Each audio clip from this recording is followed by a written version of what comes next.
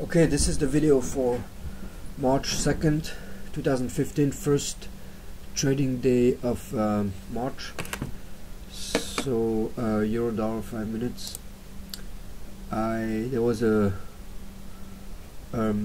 market's been coming down quite a bit the last couple of days, but there was a very good uptrend overnight. I don't know what I had that for, but yeah, basically I get in around I think around 8,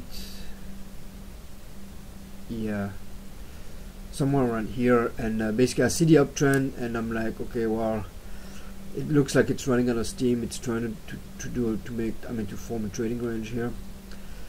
What was I looking at? Yeah, I think the first trade, I was pretty busy with work today, but so I mean at least early today, so I was thinking of, I wanted to go long here. The reason I wanted to go short here was because the pullback had, there was a double top. The pullback had been on increasing volume, then the resumption of the trend was on less volume, and especially when I saw that bar, I was like, this is a doji bar with a lot of volume, meaning like, okay, there's a lot of people coming into this, in the market in this area, yet it's not capable of going up. So I didn't have this trend line here back then because it hadn't stopped, so I wasn't too confident, but I wanted to, and then I was like, again, busy with work. I didn't want to have to, like be focused on both things at the same time and get stressed out. So I was like, okay, I'll let it go, see what happens.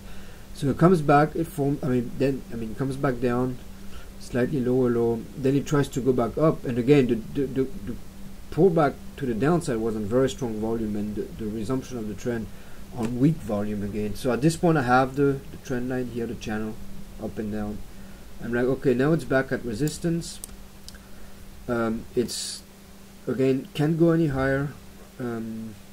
What got me into entering here was pretty much a second entry short, was the, yeah, here again we have like a bar. It tries to break out to the upside and comes back down with a big tail on very big volume relative to the previous bars. So I'm like, okay, it really can't go up anymore. So I'm like, I'm gonna short this as soon as it breaks below that bar. So it broke below the bar. I put in a limit order to, like basically save myself a tick till it came back, and that was a pretty easy trade. Took 10. It was actually 9 ticks here, and I was going to hang on to my 1/3. It was like, I think it was 3/4 and 1/4. The reason I got out here is because of this doji. We were still at support. Again, there's still a lot of buying pressure further to the left.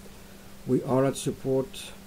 There's a big doji here on huge volume, so I was like, oh, maybe all the selling got absorbed here, and like I'm gonna take my, I think this was 11 pips, and if anything I'll short again higher, but higher never happened. So unfortunately I could have had a lot more ticks here, but still it's about 10 pips on the whole thing, so it's not too bad.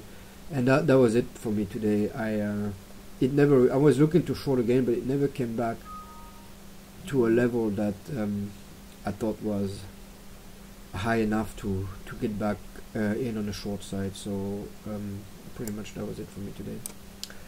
All right.